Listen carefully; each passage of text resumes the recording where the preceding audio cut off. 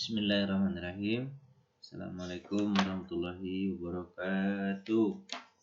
Alhamdulillah wa syukurillah. Wassalatu wassalamu ala rasulillah. Wala hawla wala quwata illa billah. Pada hari ini kita belajar kembali Ulumul Quran halaman 435. Ini ceritanya tentang kemukjizatan Al-Quran. Kemarin kita sudah masuk 2 kemukjizatan Al-Quran, yaitu dari sisi bahasa dan dari sisi ilmiah. Kalau dilihat dari sisi bahasa, Al-Quran itu sangat luar biasa dari sisi bahasa.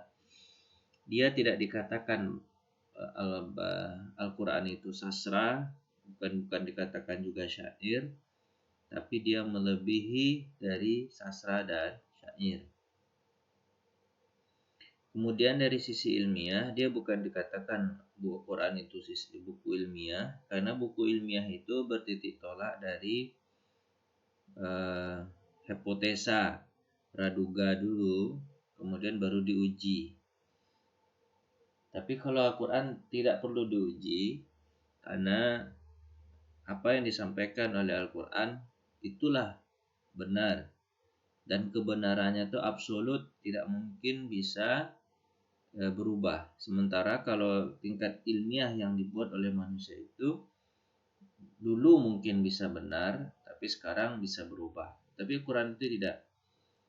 Dulu dari awalnya benar, sampai sekarang pun benar. Itulah keilmiahan Al-Quran, melebihi dari keilmiahan dari ilmiahnya manusia. Jadi Al-Quran bukan buku ilmiah. Jadi kalau ada orang yang mencari-cari bahwa jika dia menemukan suatu keilmiahan, kemudian dia katakan ini ayatnya, itu bisa jadi itu dugaan pertama, dan bisa jadi keilmiahan yang dia ditemukan itu salah nanti pada suatu saatnya. Tapi Al-Quran tidak, dia tidak akan pernah salah sampai kapanpun. Terakhir, yaitu kemukjizatan syariat. Jadi setelah kita bicara kemukjizatan bahasa, kemukjizatan ilmiah, sekarang kita bicara tentang kemukjizatan syariat. Jadi dalam sejarah manusia mengenal berbagai macam aliran dalam syariat membuat undang-undang. Teori, ada demokrasi, ada kapitalis, ada sosialis ya. Tapi Islam juga ada syariatnya, aturannya. Tantangan dan aturan yang bertujuan untuk mencapai kebahagiaan individu. Itu tujuannya dibuat aturan itu tengah masyarakat. Namun tak ada satupun di antara yang keindahannya dan keluhurannya mencapai seperti capaian Al-Quran dalam kemukjizatan syariat. Bagaimana hebatnya Al-Quran membuat syariat atau aturan? Al-Quran terlebih dahulu mendidik individu. Ini yang paling penting. Al-Quran dalam membentuk sebuah hukum terlebih dahulu menyarankan kepada individu atau pribadi-pribadi jadi baik dulu. Diatur individu-individu itu bagi baik. Karena individu adalah batu pertama dari masyarakat. Pendidikan yang sampai Al-Quran bertumpu pada asas membebaskan emosi manusia dan memberikan tanggung jawab padanya. Jadi manusia itu dulu yang pertama. Jadi dibebaskan dia dari emosinya, dari hawa nafsunya, dibebaskan dia, diatur dulu. Diatur dengan ibadah-ibadah agar dia gampang nanti diatur di masyarakat. Al-Quran membebaskan manusia dengan akidah tauhid terlebih dahulu, mengisahkan Allah. Di Allah dulu. Jadi kalau sudah Allah, dia tidak akan berbuat jahat karena Allah Maha melihat. Kalau sudah Allah, dia akan berbuat baik. Kenapa? Karena Allah Maha membalasi kebaikan. Jadi emosi pribadi itu dulu yang dilakukan. Itulah mukjizatnya Quran. Dan ini tidak terlihat dari aturan-aturan yang dibuat oleh manusia. Biasanya aturan-aturan dibuat oleh manusia secara umum saja, general. Terus aturan itu dicoba diulang, kadang-kadang salah, kadang-kadang diulang lagi. Begitu kan ada tuh dalam undang-undang itu. Undang-undang sudah ditetapkan pada tanggal ini dan jika terjadi kesalahan maka akan ditinjau ulang. Dan itu setiap dari perkataan undang-undang kan begitu.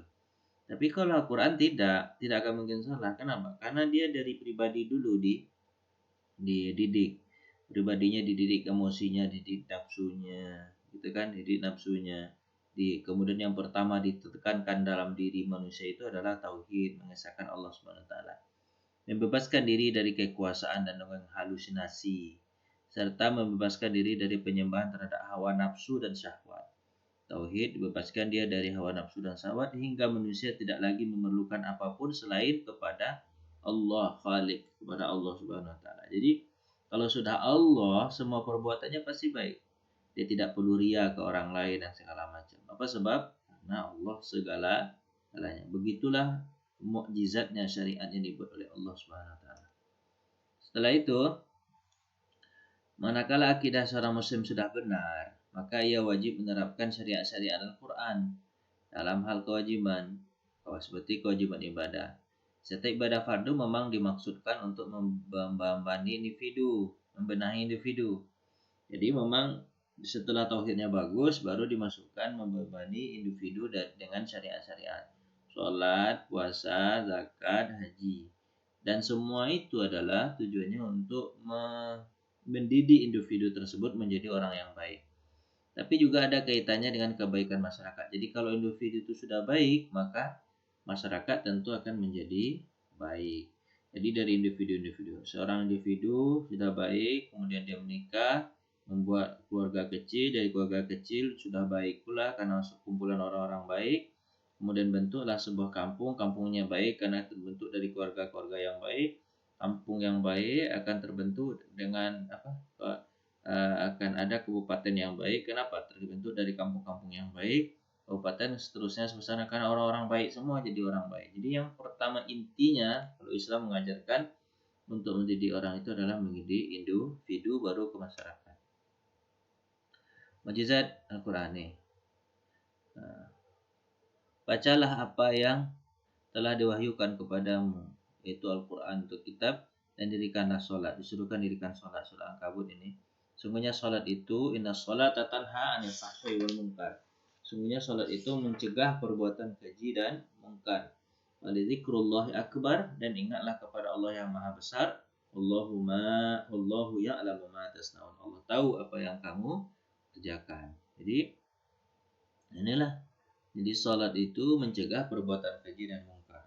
Kalau dia menghadap kepada Allah, tauhidnya bagus, dan dia tahu siapa yang dia hadapinya adalah Allah. Allah maha melihat, Allah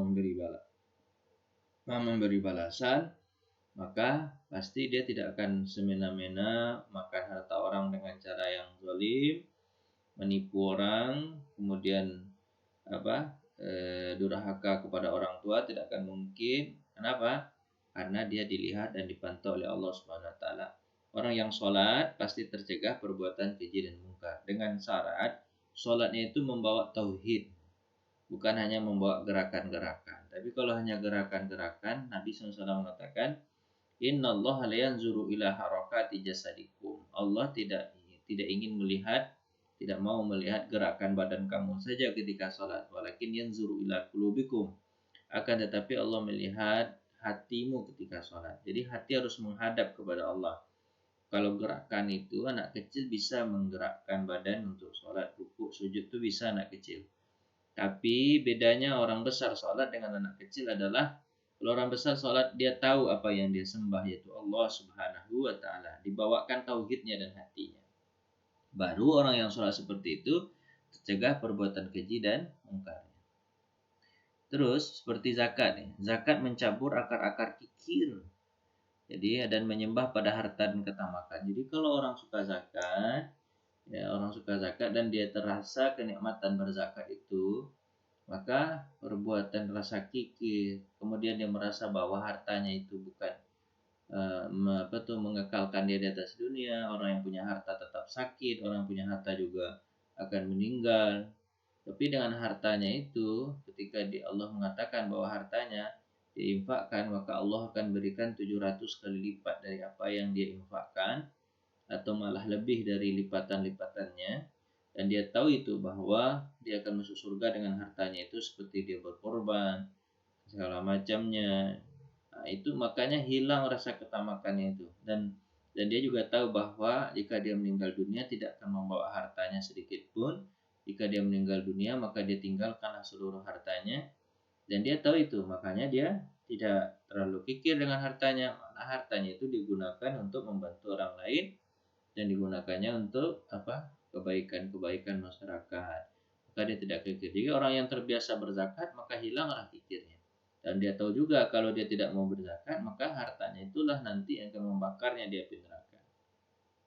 Terus dia haji misalnya. Perjalanan haji itu melatih jiwa menghadap kesulitan, membuka mata hati untuk melihat rahasia-rahasia Allah di balik makhluknya. Ini kalau dia haji itu sangat luar biasa. Bagaimana dia menghadap Allah Subhanahu wa taala ke rumah Allah dalam keadaan kesulitan. Terus dalam pelaksanaan haji itu apa yang dibolehkan sebelum haji haram ketika dia melakukan ibadah haji, seperti mencabut bulu, mencabut rambut-rambutnya atau segala macamnya gitu, atau merusak badannya. Artinya dia sudah persembahkan itu kepada Allah. Dan orang yang haji itu juga memakai baju ihram kalau bagi laki-laki. Artinya apa? Dia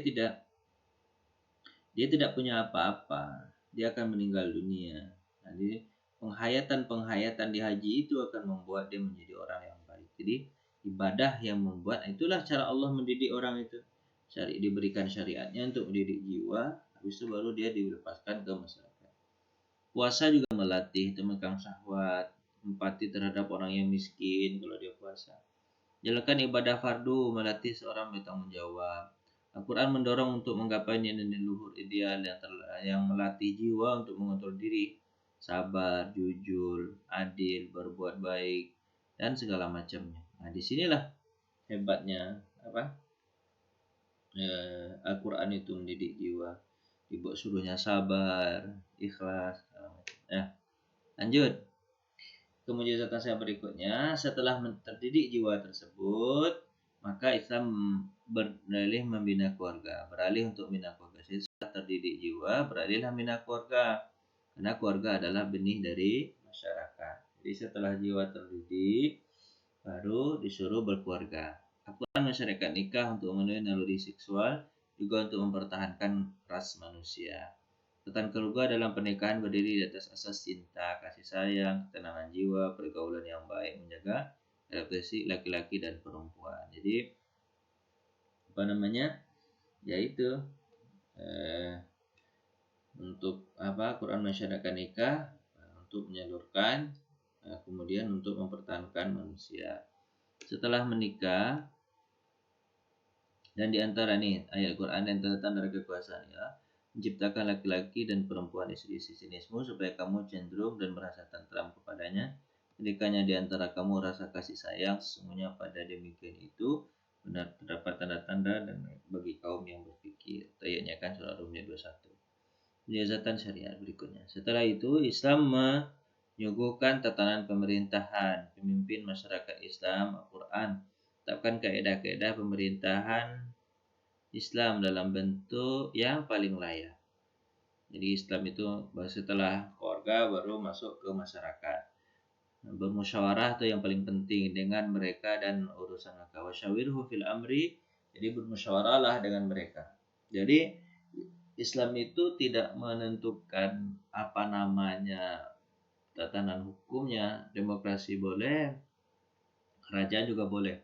Tapi yang penting dari segala urusan itu dimusyawarahkan. Diambil mana yang mereka ingin lakukan bersama. Bukan otoriter, bukan ingin menang sendiri pemerintah itu. Itu yang paling penting. Jadi Islam itu sangat menganjurkan musyawarah. Musyawarah bukan berarti rapat melulu, enggak gitu. Ada rapat dan keputusan itu jalankan. Setelah itu apakah salah keputusan itu? Kalau benar keputusan itu kita rasakan nikmatnya bersama. Tapi kalau salah keputusan itu kita sudah mendapatkan pahala dari bermusyawarahnya gitu. Jadi tidak ada orang yang merasa terzalimi. Kenapa? Karena sesuatu itu dimusyawarahkan, bukan diam-diam diambil keputusan. Sedang urusan mereka diputuskan karena musyawarah di antara mereka juga. Orang-orang yang beriman sesungguhnya persaudaraan. Orang-orang yang beriman itu bersaudara. Sebab itu demikianlah hubungan antara mereka, yaitu dan akulah terhadap Allah supaya kamu mendapati nikmat. Jadi musyawarah. Wahai orang-orang yang beriman, jadilah kamu orang-orang yang benar-benar menegak keadilan, menjadi saksi karena Allah, biarpun terhadap dirimu sendiri, ibu bapakmu, kaum kerabatmu, maka dia. Jadi Islam itu juga menyuruh kita menjadi saksi terhadap diri kita sendiri, karib kerabat kita. Kalau salah ya salah, jangan benarkan. Kalau salah diri kita ya hukum gitu, salah ya, keluarga kita juga hukum, gitu ya. Nah, Al-Quran sudah menggariskan ketentuan hubungan antara negara dengan situasi perang ataupun damai, antara kaum muslimin dengan kaum negeri-negeri jiran atau tetangga atau kalangan. Jadi singkat kata, Al-Quran adalah aturan perundang-undangan sempurna yang menegakkan kehidupan manusia dalam bentuk terbaik dan modal yang paling maju. Ya itulah Quran. Jadi ada aturan semuanya, aturan mengambil keputusan, aturan pengadilan, aturan jadi pemerintah, aturan jadi rakyat, semuanya sudah ada dalam Al-Quran. Jadi kalau di sisi syariat, Al-Quran sangat luar biasa, melebihi dari syariat-syariat atau aturan-aturan yang dibuat oleh manusia. Kenapa? Karena yang membuat syariat dan membuat aturan itu adalah Allah yang maha menciptakan manusia. Jadi Allah maha tahu. Jadi ya, segala aturan memang yang terbaik, yang ideal itu adalah aturan Allah Subhanahu wa taala. Jadi tidak ada aturan yang lebih baik daripada aturan Allah. Kenapa? Karena terbukti bahwa aturan Allah itu maha adil. Dia bukan hanya menghukum orang lain, tapi juga menghukum diri sendiri kalau bersalah. Begitulah Quran. Nah, jadi baik, sampai di sana ya pelajaran kita pada hari ini, yaitu tentang kemukjizatan yang terakhir, yaitu kemukjizatan Al-Quran dilihat dari sisi syariat. Terima kasih atas perhatian. Mohon maaf atas segala kekurangan. Kita tutup dengan baca hamdalah. Alhamdulillahirabbil alamin. Assalamualaikum warahmatullahi wabarakatuh.